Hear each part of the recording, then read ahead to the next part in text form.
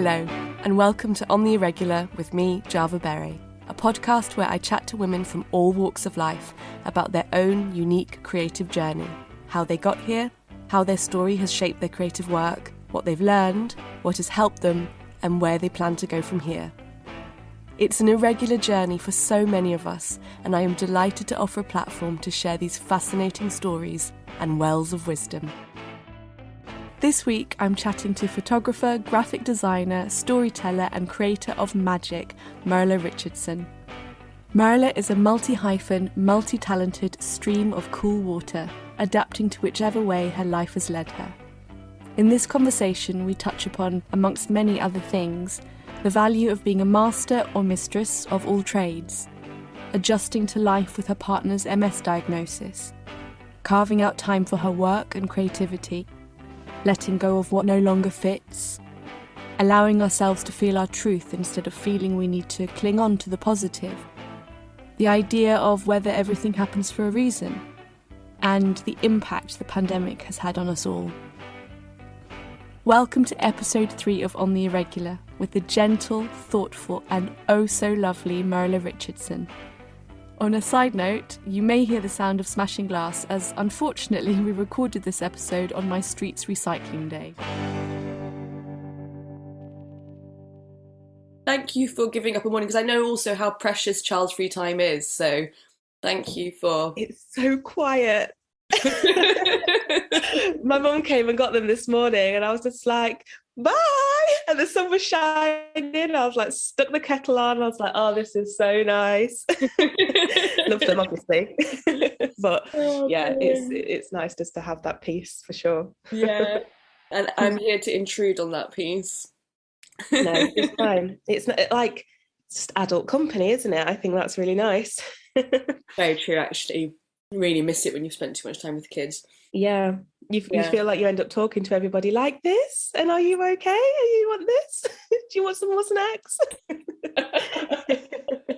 So yeah, it's just it's not intruding at all. It's lovely. Oh, and thank you for sending over the emails. It was really lovely reading a bit more about you, and I didn't know where to start. I was like, whoa. Yeah. What does she want to know? I know. Well, why don't you start at the beginning? Tell me from the start. Like, where are you from? You're from Derbyshire, aren't you? Yeah, and never really moved away. Derbyshire. It's not that big. Slap bang in the middle of the country. Really far away from the sea, and I really miss the sea at the minute. But yeah, lived here all my life. Went to school here, and then uni came and moved away to Lincoln, which was another small town, but I loved it. It was just like a big bubble, and once all the students went home, like the place was really, really quiet. But when we were there, it just felt like everything was just like walkable. Just had the best 3 years of my life, to be honest. And then came back to Derby, and now I say that actually I've moved a little bit further up north.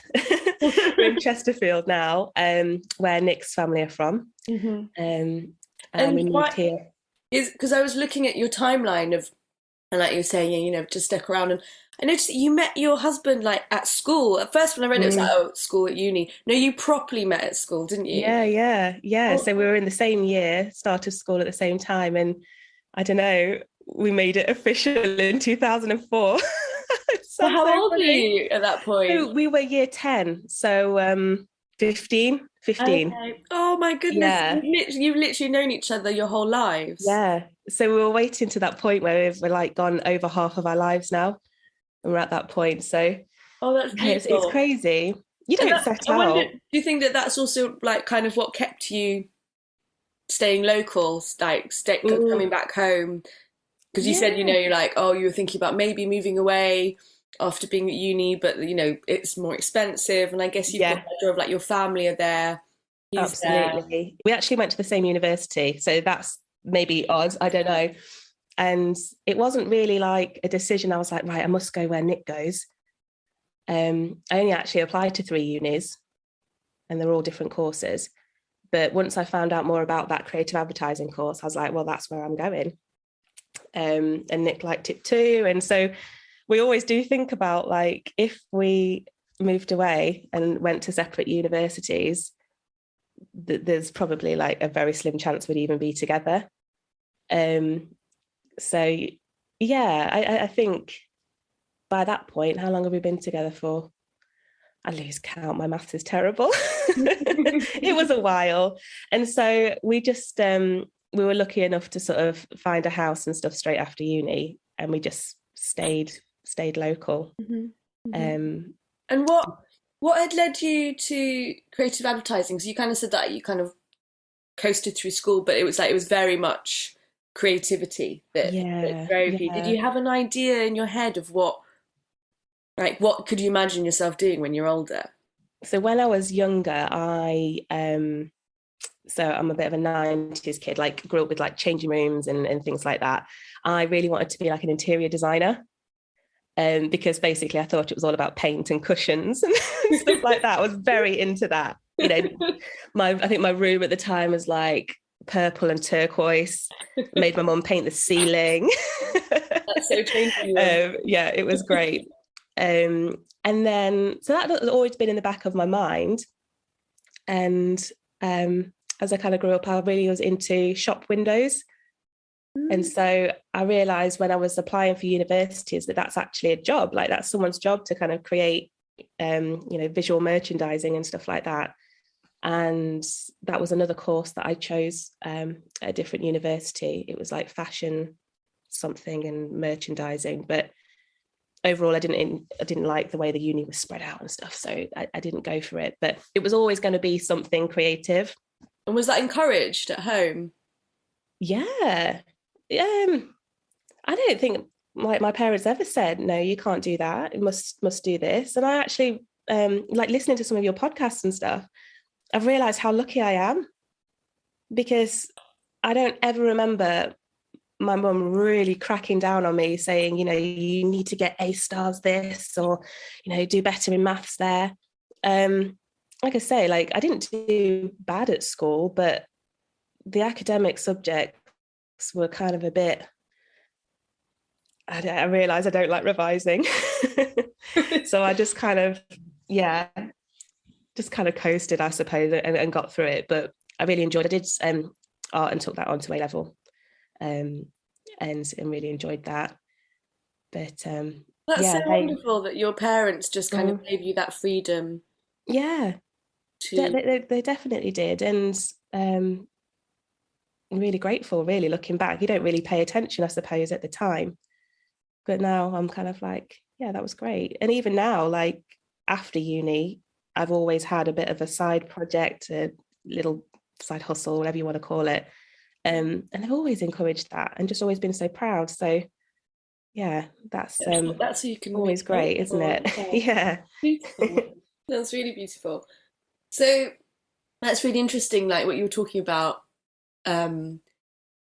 window displays, kind of realizing, you know, that's something you're really interested in, because it would never occur to me that that's actually something that you can train to do. But of course, that makes total sense. So was that kind of your thought when you were started studying advertising? Yeah, so when I was sort of applying for unis, I was like, well, it's interior design, that's what I want to do. And then I went and looked around for a course, and then it was very technical, and I was like, oh, whoa, no, my brain can't handle this. It was sort of CAD and all these different design, like, I was like, oh no, it's not what I think it is. Where's the soft furnishings? I'm sure it goes into that, but I was actually quickly put off by that. So I was just exploring other opportunities and things like that. And the creative advertising course came along, and it just seemed to tick a lot of boxes. Really, you had a bit of creativity sort of on just notebooks and things like that. It was all very much just sort of workshop led. There wasn't any lectures in sight. And sort of listening to the lecturers and stuff talk about what the course was all about at the open day, I was like, oh my gosh, this is great. And I actually took it. I applied for fashion studies with creative advertising, thinking that the two would be merged and I'd be sort of advertising fashion. That was a bit of a passion of mine, I suppose, at the time. But when I actually got there, I realised it's actually two halves of a degree. Okay. So you'd be doing half the fashion studies and things like that, and then half that. So they were actually quite separate. And sort of a few weeks in, I was just loving the advertising side of things so much that I just dropped the fashion studies and was like, right, let's just focus on that. But yeah, I always do wonder if I'd taken the sort of more merchandising course. I think it was in Leicester. What would have been there. But I've always been fascinated by windows and shop displays and things like that. Even when I was at uni, I remember going into Accessorize. They had these massive bows in the window. And I was like, I need them for my bedroom. And so I just asked the lady, I was like, right, when you're done with these, can you give me a call? And I was like marching through Lincoln with these giant bows. Oh, you got them, amazing. Yeah. I'm wondering if my mum's got them in her loft, because I know I kept a few. They were massive, and I had them all up on my wall. Oh, that's brilliant. I can really understand the appeal, because it's ultimately like set dressing, isn't it? Yeah. Like, Yeah. It's the soft Love it. furnishings and it's the drama of it. And that's it. And the everything I've ever done is always talking to people, but in like a more visual, creative way, because that's essentially like to entice people into a shop, isn't it? And, speaking about the brand and stuff like that. So when I look back at everything that's interested me or that I've pursued and stuff, whether it be a big career or a little side hustle, it's always been about that. Yeah, I like that you say what gets me going. Yeah, communicating with people visually, enticing people in visually. Yeah, that makes a lot of sense with your work as well. Your work's so friendly and warm, and it's like someone at the door going, "Come on in." Yeah. Oh, that's so nice. True. So then you finished uni, and it sounds like you got a lot out of it. Like you really enjoyed it, and yeah. Well, it was kind of like I worked hard, I really did, but I played hard too. Like I think the motto was "It's only freshers week once," and that happened every week. So we had a lot of fun. Met a really great bunch of people, still friends now, and the course was just learning as you go. It wasn't read this book and report back to me and tell me what the answers are. Everything was kind of just every sort of workshop, I can't remember what we called them. They weren't lectures. They were just like in the studio. We were just bashing out ideas. We'd have critiques. We'd sort of have quick projects, longer ones. We'd work in teams or in pairs. And I got so much out of it. And it was just really thinking on your feet and thinking about the message.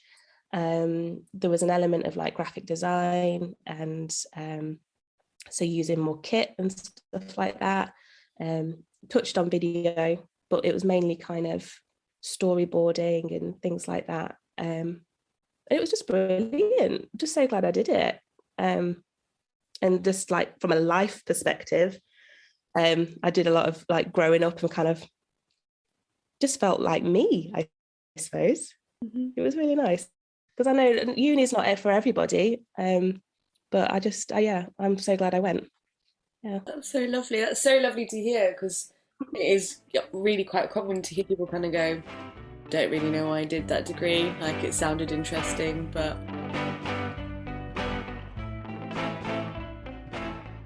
So then you went on to work for a letting agent when you came out of uni. So it was kind of at the end of uni, it was like, right, what are you going to do then? Like that big question. I was like, oh God, I've just like worked my ass off just to get to the end of this course. Like I'd not really thought about what comes after. Lots of people were either already from down south or were prepared to sort of move down to London and go and sort of work or intern for like the big advertising agencies and things. And I was really tempted, but there was part of me, and probably Nick as well, that was probably an element of it, but money came into it, really expensive. And I just almost just wanted a break. I think that last year, of just kind of getting everything together, dissertation and final show and stuff like that, I was like, I just need to pause and just like, I don't know, just pause and figure things out a little bit, move back home and just you'll know what to do next kind of thing. I don't need to have this figured out right now. And I'd already had like a summer job in a letting agency before. So I was like, oh, well, a bit of experience, like, let's just see what's around. And yeah, I mean, it was awful, really. The company I worked for wasn't great, but I tried to make the most of it. Did the job and tried to make it relevant. So this was back at a time, you know, when social media for small businesses just wasn't even a thing. They'd just be like, well, why would I want to do that? What's my return on investment? What's the point in doing that if I'm not going to make any money out of it? And it's like, oh, trying to sort of like twist people's arm into marketing themselves this way. Whereas now, like 2022, if you're starting a business, people wouldn't even think twice about having some form of social media presence.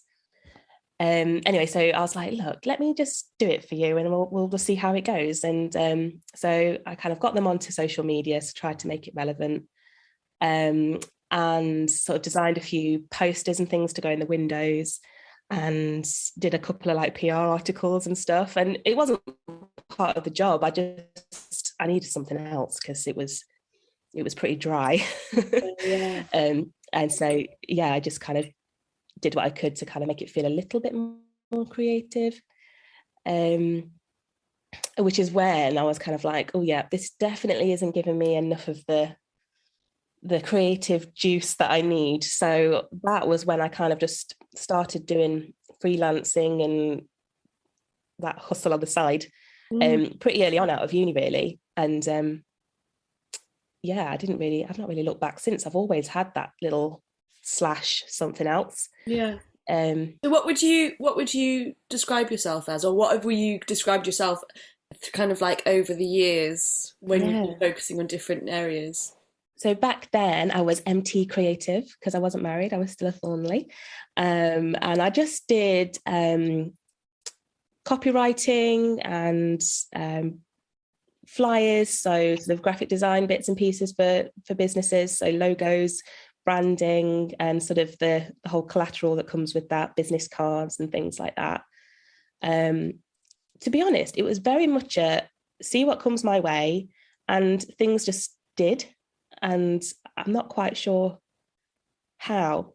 And I'd always say to my mum, like, oh God, I'm so lucky, like this guy just wants me to do his logo. And I'm like, oh, I like, it's so good and things. She's like, well, it's not just luck. And I always take this with me, like wherever I am, and still think about it now. She's like, it's not always just luck, you know, like you're in the right place at the right time for sure. So there's an element of it, but you're open to it and things kind of come your way and you say yes. Some people might have their blinkers on, so they don't see the opportunity to sort of grab it and say yes and then figure it out afterwards. So yeah, I've kind of always just said yes to things because I'm just curious. I'm nosy, and I want to sort of learn about stuff, and just see where it leads. And 9 times out of 10, the things that I were doing were actually then following on to something else, or they knew someone else. And so it kind of just naturally flowed, and it was all sort of small businesses really that I was working for. Mm-hmm. Although I did a really, really random online article that needed to be really keyword heavy for like SEO and things. And I remember it now. I don't know why it sticks out of my head because it's boring as hell. It was all about golf buggies. And I was like, okay, cool.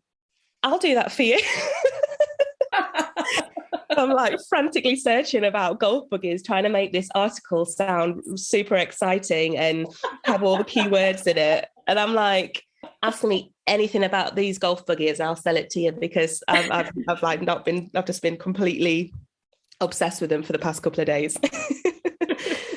So yeah, some things were really exciting and then others were just like that. But they all just sort of lent into each other and led on, and Because it's like So what you've just described, there's so many skills required there because it's really diverse. Like you talk about branding, but then also writing copy, and that those are two separate jobs in themselves. mm. And And you, it was only like, so recently the penny dropped for me that actually I was pretty hung up about that. I never really realized it because I've just always just tried my hand to different things. And I realized that actually I was actually quite worried about how that looks when you do a lot of different things and wear a lot of different hats. And even though like family wise, I've never been sort of pressured to choose one thing to stick to, I feel like sometimes society kind of says that to you, like, well, what do you do? You know, that big question if you meet somebody, and it's like, oh, well, I do this and I do that. And sometimes I do this. And at the moment, I'm working on this other project. And I don't know, like in my head, like I was always so proud of it. But then as I sort of got a little bit older, I was like, oh God, I need to just figure this out. I need to be niche. I need to have one thing to focus on. Of course, I absolutely don't. But there was always just this like hang up. And I'm not sure. I always remember it was actually during my final show, and my tutor, we got on really well, and I don't think he meant anything mean by it.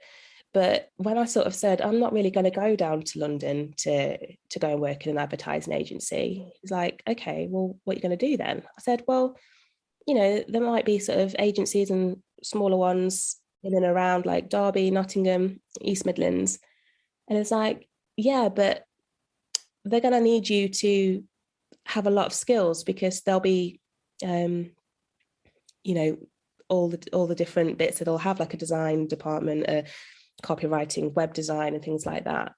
And he just said it like off the cuff, but in my head, I was like, "Oh, so do you not think I could do that?" So I don't know.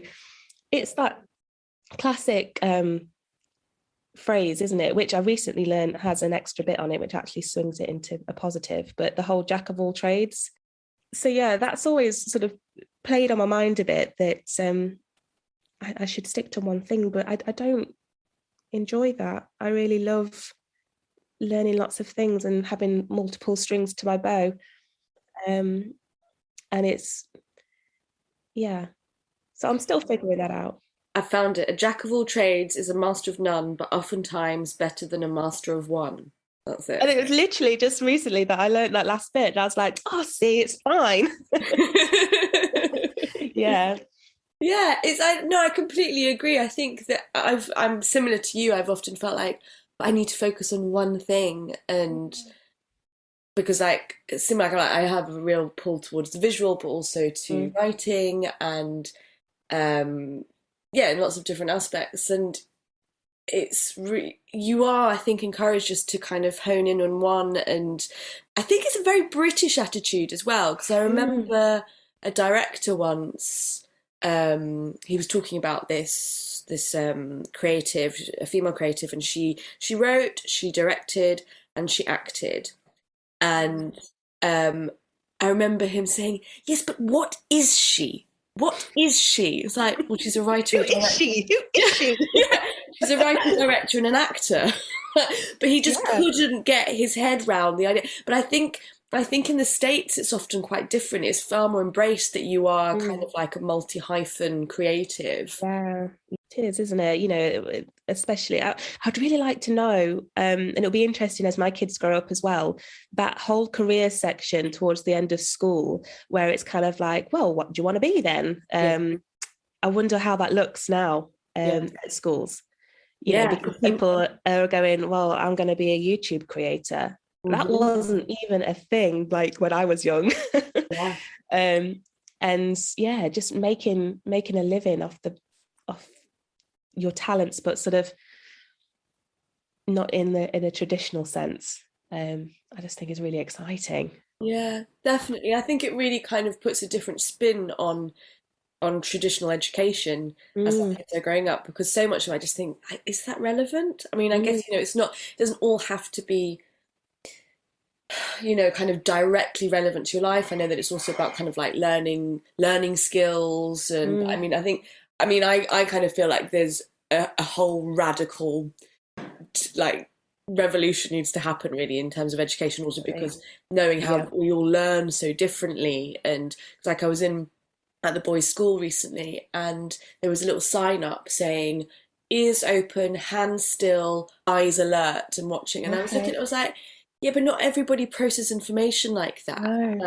Some people need to be doodling or, fidgeting to process information. Some people need their eyes closed, and I just thought this, it Definitely. It's so much more varied the way our brains work, and like you just said, the careers that exist there out there now. I mean, career almost even feels like a defunct word, because we take so many twists and turns, and life is so long, and we're probably going to have just endless kind of streams of income and different jobs. I've always had this thought that like what I'm doing now isn't my career, because career almost, even though I don't feel like anyone's drilled this into me, but it's coming from somewhere, like career means you go work for a corporate job, and it has like, the stepping stones of your promotions, and you work your way up. Like that to me is a career, but it's not. And I've worked quite hard in the past few years to kind of rid that, because what I'm doing is just as valid as, going and working for a high-flying international company. It's You're the high-flying international company. Yeah. CEO. Love that. So at the moment, where's your focus at the moment? So let me start from 2020. 2020 was a big year for a lot of people. We also had our second baby, little girl Ottie, and we also bought our first home in 2020 amongst all that craziness. So there was a lot of good amongst a lot of, terrible things happening. And I was coming towards the end of my maternity leave, and my brain kind of felt like a bit of mush. I felt like I'd not really engaged it very much, like creatively and things. I was like, what can I do? I'm going to be going back to the job soon, and I just need to do something. And so I did Laura Carly Adams's photography course, and learned how to shoot manual, which was just the biggest escape, and I just love throwing everything at it. At that point, I was not planning on making a career out of it or anything. I was just purely enjoying it. Signed up for the next level course, so the one on from that. And then about halfway through there, I was like, oh my goodness, I'm in love. I need to keep doing this. I need to photograph people other than my family, because they're probably getting sick of it. And I just want to see what it's like to photograph and be sort of that fly on the wall and watching these lovely moments unfold and things like that. And so that is kind of my focus. And towards the end of last year, I set up Mirlah Co. And I was really conscious not to use the word photography, because having learned everything that I've learned over the past 10 years, I know that it wouldn't just be photography. And it might be something where finally I can have all of the things that I do and love and want to sort of share and pass on all under one umbrella. And so maybe that looks like doing some family shoots and maternity and things like that. But it also looks like working with businesses to create their personal branding, but then one step on from that, doing their actual branding on maybe their website, and kind of creating a whole package, and sort of seeing that whole project through. So that's kind of where I'm at. And sort of standing, looking back, I'm like, oh my goodness, that really wiggly, wobbly line that made no sense at the time. And I was just kind of having fun and just grabbing opportunities all over the place, actually makes sense, because I'm stood here right now and thinking this could actually work as one business. So that's really, really exciting. That is incredibly exciting. Yeah. I mean, people often talk about, wearing all the different hats and all the different hats you need to run one business. But oh my goodness, you are wearing a plethora of hats. I mean, you've got a whole hat stand. It kind of makes me think of what, you studied creative advertising, and you kind of created yourself as an advertising agency, and that you can, you can tilt it every way that anybody needs, whether it be a business or whether it be photographing a family, which, is still kind of, it's how a family are perceived and how they want to be, the message that they're sending, whether it's just, through photos to loved ones. It's like you say, I guess it kind of comes back to what you're saying about communication. It's about definitely. And, telling a story, and whether it's just of, a trip out and about and at the park, or telling a brand story and things like that, and just getting a message across and just trying to make people feel things, I suppose. It comes in lots of different packages, which is really exciting. But when part of the course, the degree was, you were either an art director, because traditionally in advertising agencies, you kind of work in a team of two, and one of you is the art director and one of you is the copywriter. And I very much sat on the fence with that whole notion, because I really enjoyed both. I'm not so great at the drawing aspect, but I can visualize what I want it to look like, so the pictures and how it looks. I also really loved getting into the nitty-gritty of the words, and coming up with strap lines, or really hard-hitting kind of copy and things like that. So I think even back then, I don't think I could decide what it was that I wanted to go down, because I really, really enjoyed the both of them together, and I liked the relationship between them both. So yeah, I'm like a one-man band advertising agency. There's something so free in like what you've described, to be able to pour, all of these skills into all these different areas that fulfill you. And it really sounds like you have, by being free, and like what your mum was saying about being open and just kind of going, yeah, I'll give that a go. Yes, I'll give that. I'll say yes to that. You've kind of accumulated and honed all these incredible skills that you can now use in this really quite potent mix of skills. Definitely. And along the way, you can sort of discount a few things that I've tried my hand at, as a full service agency, let's say. The analytical side of things isn't quite my bag. My mind doesn't quite stretch that far. So, some things I'm kind of like, no, that's not quite for me, but, at least I know that now. But yeah, it is incredibly freeing. And I've just sort of, like I say, I've just had to work on that thing, that this is okay to offer multiple things. I've recently read the the multi-hyphen method, or multi-hyphen life, by Emma Gannon. It was brilliant. And I was kind of like, I just listened to it on an audiobook as I was in the car. I was just like nodding along furiously to it. I was like, oh my gosh, yes, that's okay. It's all right. Like this is a thing. And it's, they talked about different revenue streams and be able to kind of pivot in times when maybe one thing's quiet, at least you can then turn your head to something else and continue to thrive all year round and things like that. So I think there's a lot of positives with all the hats, all the fancy hats.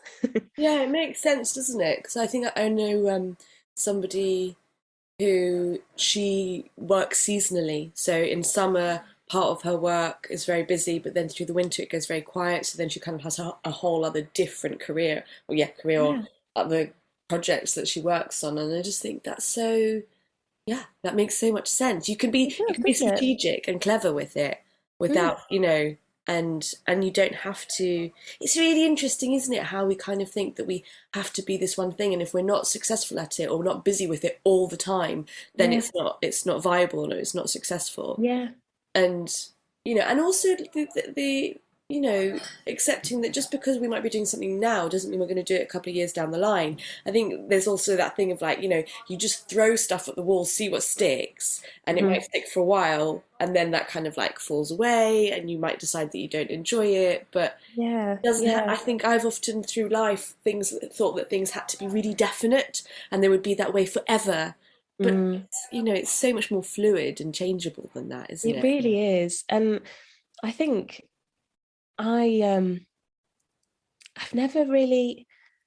Everyone's different, of course they are, but I've never been one to have the 5-year plan, let's say. Like people always be like, right, so by the time I'm 30, I'm going to be married and I'm going to live in a 3-bedroom house. I'm going to do X, Y, Z. And they were all very kind of like things that society sort of says that you must achieve by the time, because otherwise you're just a total failure. Obviously not, but it's kind of like the narrative, isn't it? And I've always been quite against that. I'm like, no, I'll just figure it out. So I've never been much of a planner. I've always quite liked being quite spontaneous and seeing where things go and being open. Then I had kids and all of a sudden I'm like, oh my goodness, I need to get things together. I need to be more organized and plan a little bit more just to keep my sanity, because I don't think well, for me personally, I don't feel like I have the luxury just to be like, I don't know, what we're going to do. Like, I don't know, it just feels like I need to have a bit more of a routine. Yeah. Which does go quite against everything that I prefer to be more fluid. But yeah, it's still a learning curve. I'm 3 years in now with my eldest, and I'm still figuring things out every day. and the early years are so intense. Oh gosh, yeah. So much more than I ever imagined. Yeah. I thought I'd be doing like crafts every day and getting the pasta out and sticking it to paper. I leave that to nursery now. I let them do all that over there. Exactly the same. So I'm kind of like, oh God, no, yeah, this is really, really difficult. And then Otti came along, so we had them quite close together. And any time that I did have to sort of just be me, got even smaller, because the time is then split between two, and whilst one's napping, we're still having to like play trucks and do all sorts and things. So yeah, I've been trying to get a little bit more organized and plan a little bit more. It's actually making me feel quite not so out of control. Yeah, I can understand that. And is your partner freelance as well, or? No. So Nick, he did forensic science at uni and kind of came out and had a very, he'll kill me because I don't really know what he did. It was just very like science heavy lab work in sort of waste management, something like that. Then he actually retrained and went back to do his master's in brewing science. We're really into our like craft beers and things like that. Wow. And so he went back for a year at Nottingham to do that, which was great. And that was sort of whilst I was pregnant with Ellis. So this was 2018. And he went to do, he got a job as a brewer coming out of that. And then unfortunately this was back end of 2019, he got diagnosed with MS. And it just meant that quite quickly things just became quite difficult. Mm-hmm. And so the physical kind of side of brewing just wasn't really possible anymore. So at the moment he's come back to, and we also moved a little bit further away from that particular job. So he's back sort of in the sort of, I don't know what he does. It's like, I don't know, he's like a quality control, something scientific, for, something like that. Yeah. I was like that for so long with John, to be perfectly honest. Like, if I wasn't with him all day, every day, I'd probably still be the same. It's like, something to do with sound. Do. He says, I send a lot of emails. I'm like, but we all do. Oh, God. So that is a lot in 4 years, 3-4 years. That's a huge amount. It really is. And like I was saying about the getting organised situation, with Nick's diagnosis, it's made us, because we both, as a couple, pre-kids, we would just roam about and just, visit cities and go abroad. Can't wait to go abroad. And we just walk aimlessly and just take it all in and things. And we can't do that now. So we kind of need to get a bit more organized. We need to know what the parking situation's like and what the floor is like. Is it gravelly? Is there loads of steps? And there's a certain element when you have kids that you kind of need to know that stuff, don't you? Like, is it pushchair friendly and things? But now there's this other element in the mix where it's kind of like, oh, are you going to be okay if we go there? Or what's the disabled parking like? And all of a sudden, like, my brain's gone from being like, oh, it's okay, like, we'll just sort it out, never mind, we'll just go with the flow, to no, we need to kind of think about this and plan more and things. So it's been a lot. It's been a real lot. And to be honest, like, I'm still very much in the midst of it all. I'm not quite is there like 5 stages of grief? I'm not sure. Yeah. And it's kind of, for quite a while, it was just denial because it was COVID and we didn't have to go anywhere. So we didn't really see the full effects of, his the limitations. But now I'm just kind of like grieving for, like, well, we both are, for the life that, like, we had, because we would just do things so differently, but then also the life that we thought we were going to have. It's so hard. But we've been together for so long and we know what each other are thinking. So we're kind of just, we're just spinning a little bit, but together. So it's okay. But just figuring it out, trying to find our new sort of way of doing things, really. Pivoting. Not just in jobs, but in life, because you just don't bloody know what's going to happen, do you? You just really don't. You don't add this into your 5-year plan. So that's so true. And gosh, so there's to find time, not just as a mother, but also in a relationship where someone has extra needs. Not just for yourself, for your work, for yourself. I can understand that as a challenge. It sounds definitely.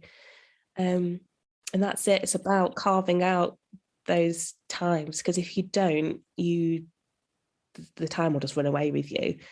So people always ask me, well, work-wise, how do you fit it in? How do you? I don't know how you do it. I don't really know.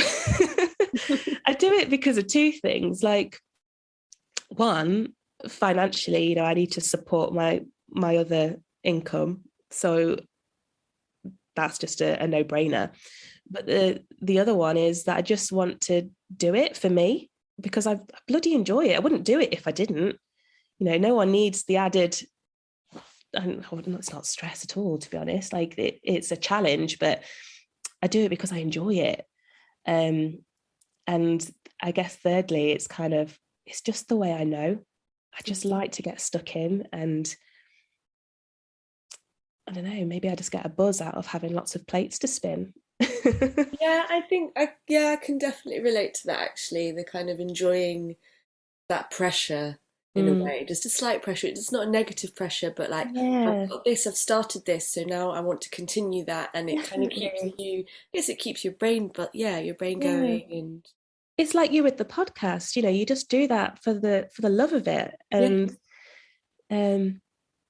definitely. Yeah, I know. I do sometimes think, it's like, why have I added this extra thing to my life when time is already a constraint? But I feel like it feeds into everything else, and when I come out, like every time I come away from having a conversation, John just says, oh, I love your energy after you've been chatting to somebody. And it's like, well, that is enough, just that if I'm a better person, a better partner, a better parent because of these incredible conversations, then, then that's so great. Yeah, I no, I really understand that, because I guess in a way it's about reminding ourselves of who we are and what we love and what makes us tick. And you are so multifaceted with all of your creative endeavors and passions, and so it makes sense that you have to, like, it sounds like breathing. The way you talk about it sounds almost effortless, like it's just a part of you existing in the world. That is exactly it. I can't imagine it any other way, and I enjoy it, and it just happens. Some people, they like going Monday to Friday, 9 to 5, closing the door behind their work, and that is absolutely fine. Whereas I get home and I'm like, what can I learn today? What can I do? And now it's like, right, what am I taking a photo of? And I'm doing a 365 project, so where you take a photo every single day, and partly doing it just to kind of learn new skills and grow my photography and things like that. But what I'm actually finding, where are we? 26 days in, I'm doing all right so far, is I'm just appreciating something that day amongst all the noise. And some days are really tough, but there's something that I've taken a picture of, and I'm just kind of just stopping for a moment, and I really enjoy that. So I'm kind of enjoying that sort of little snippet of storytelling, and really excited to like get to the end of the year and look back and be like, oh my goodness, yeah, I remember that day. And I remember, even if it's not related, but you might remember how you felt as you're walking past that bridge or something, I don't know. So that's really exciting. Yeah, that's a lovely record. Yeah. It's like when your phone pings up this day 3 years ago. Oh my goodness, yeah. I don't know about yours, but my phone will put together these montages. It's gone like one step further. It'll have like all these like slideshows, and sometimes the music that it puts it to, I'm like sobbing. Emotional manipulation from your phone. You could have given me some warning, like. But yeah, it's lovely having that little record of things, and yeah, love it. Yeah. Wow. And so you were saying, because you also work, is it for a wedding venue? Yeah. So like I say, I've always had a full-time job throughout the years, and then always had my other bits on the side. I came to work at the wedding venue, and this was 2015, and I'd already, oh gosh, I feel like I've jumped. It's fine, we've jumped all over the place. Yeah, I know. Go wherever you want to. So yeah, the year is 2015. We got married in the summer, and for the past couple of years before that, I had a stationery business, so sort of taking my graphic design skills and making things look pretty, and sort of moving into the wedding industry, which was really great. And it was really successful, actually. I look back, it was called Best Day Ever, and it was just really pretty bits of paper, I suppose. And I got onto Not on the High Street, and I was just so proud of myself. I remember like my mum driving me down to their London office to have like this meeting with them and show them my stuff. And I was just like on such a high.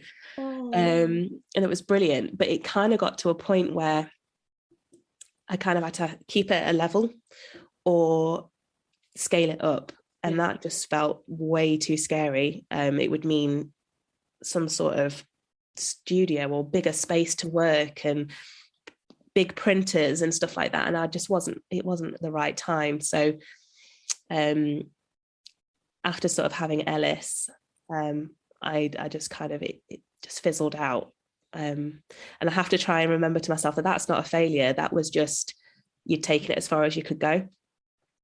But to kind of satisfy my love for weddings, amongst that, I started working at a wedding venue as an event manager, which was a new sort of path, because it was very front facing. It was really fast paced and long days, but wonderful to meet so many new different families and basically be a part of their amazing day. And again, it was one of those things where I was like, oh, I just need a little bit more creativity here. What can I do? So I was like, can I help you with the social media and the marketing and things like that? And slowly, so I've been there since 2015. I just started doing more and more, and then it was sort of less of the event management and more of the marketing. And now I'm the director of marketing for the wedding venue, and I only solely do like the social media, website, graphics, brochure, that kind of thing. So that's kind of like a job that's evolved over the years, but still sort of keeping my toe in the prettiness and the wonderfulness of weddings. Yeah. That's so interesting that you kind of, what you were saying as well about that you have to remind yourself that something that really kind of took off, but then you had to let lie, it wasn't a failure, it just wasn't the right time. Yeah. Because I can imagine, because it's that really seductive but dangerous path of like, oh, what if that carried on. But I think in a way, to me, that sounds like you really honoured yourself and where you were at, and at that point in time. And just because something is taking off or is successful, it doesn't mean it's the right thing for you. No, exactly. I was sort of working out of our little box room, and there was just paper everywhere, and it was, and I suppose when you start to do the sums as well of, right, okay, if I'm going to have to scale this up, it's going to have to, the income's going to have to rise, and all of those things. And I was just like, it's not going to happen. But never say never. Like, you just don't know. And I just think you've got to keep yourself open to it, or let it evolve into the next stage. Yeah, which just sounds like in a way that was a part of the foundation to what you're doing now, because that's quite focused in one area, isn't it? It's very specific, designing stationery and and everything. Whereas what you're doing now, it's incorporating elements of that with other things that you love, and like you're saying, and you still also get to keep your toe in working for the wedding venue, the marketing and being part of the wedding industry. So it's all just little parts of the it's all those little pieces of the puzzle, isn't it? And you kind of, when you're just living your life, it's just kind of, it is what it is, and you can't really, you're just in it. So it's only sort of when you step back or give things a bit of space and let time pass that you kind of realize, like, oh, okay, it's all connected. But it's been a real fun journey. I always just wonder if I'd just gone and worked for a corporate company or something like that, and in their marketing departments, let's say, where I would be now, whether I would still have the time to be able to do all these projects and things like that, and met the people that I've met and things like that. It's there's always a what if, isn't there? There's always an alternative path. And if you'd gone to a different university, or if you'd went down a different street one day, I know, who knows. I'm a big believer in like fate, though. I don't know if you are. Sort of, I just think things do happen for a reason, and even I suppose the bad stuff, well, you can dig deep enough to find something out of it. That's really true, actually, because I remember when we lost our first daughter, and somebody said to me, oh, well, everything happens for a reason. And I remember thinking, I don't know, does it like a baby's death? But I think 6 years, 7 years on, I kind of think, okay, maybe it didn't happen for a reason, but what came from it was a lot of love and a lot of creativity and a huge learning curve about life and sometimes the futility of life. And so I think you can, something will come of it. Something will come of it. Definitely. And I'm like, I think everybody that knows me would probably say that I am a super positive person. It's just kind of the way I'm wired. But definitely say like in the past, I don't know, 5 years, I've really allowed myself to not always just go straight to the positive, but to kind of just sit a bit, be like, well, this is crap, or I feel really sad right now, or whatever I'm feeling, just allow myself to feel it, and then there's a time where I can scoop it all up and spin it however I need to sort of carry on, and take those silver linings and things. But especially more recently, there's just been a lot of stuff going on, and I've realized that actually, it's not all that positive to just keep on keeping on. It's better to just kind of just sit for a bit. I feel like this because that, and that's okay, that's valid, and then kind of go, okay, it's time to move on now, and just allow myself that time to feel, and not to shirk it off all the time. What's it called? Is it toxic positivity that people describe? It's actually it's like, and I'm all about the good vibes. I really am. But for sure, like, you can't, there's some sort of balance, isn't there, where you have to allow everything to kind of, I guess it's about being honest with yourself, isn't it? You describe it as like, just sit with it and feel it. Feelings are there. And I think that's it, isn't it? If you sit with it and you feel it, then it's less likely to come up and bite you in the arse. Yeah. Ouch. Especially like, I think, today I feel like lots of people we're just busy, aren't we? We're always busy. You don't have time to just stop and pause and think. So I've definitely been trying to allow myself more time, even if it's just like while the kettle boils, just to kind of just think and have a moment, because that burnout kind of thing, I feel like a lot of people are feeling quite burnt out at the moment, work pressures, but then also just the emotional side of the past couple of years is just kind of like taking its toll. I almost feel like coming out, well, I don't know if we're fully out yet, but out of the pandemic almost feels more scary than when it was all just, right, okay, sit tight at home. Because it's kind of like, oh God, okay, right, I've been coping all this time. Now I'm allowed to, you're sort of allowed to think a bit further past what's going on.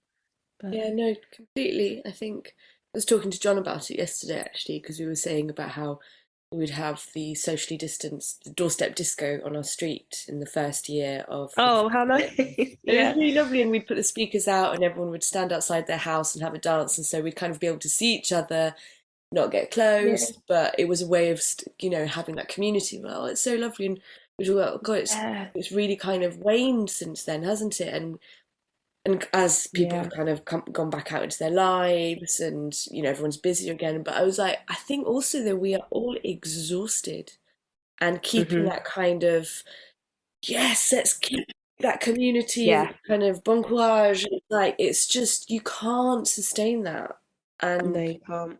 We're all really shattered, and I think because it's constantly changing, the landscape of everything is changing endlessly, and we're essentially living with a degree of trauma. Living at sitting at home for a few weeks. It's not like being on the front line. Like a lot of people have been on the front line, but I think everybody has had such a kind of an altering experience over the last few years, in whatever way that's been. It's really made a lot of people I know, sort of friends and things like that, just reevaluate so much. What am I taking forward now into this next phase, and what wasn't working. It's a chance to be able to change that, which is a super privileged place to be, but it's wonderful at the same time to be able to have had that time to reflect.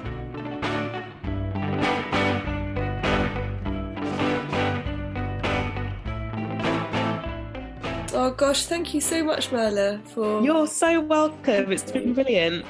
Really, so lovely just learning more about you. And yeah, the word fluidity keeps on coming back to me about how you've navigated your life and how true you've been to yourself about what it is that you know that you need to breathe. Yeah.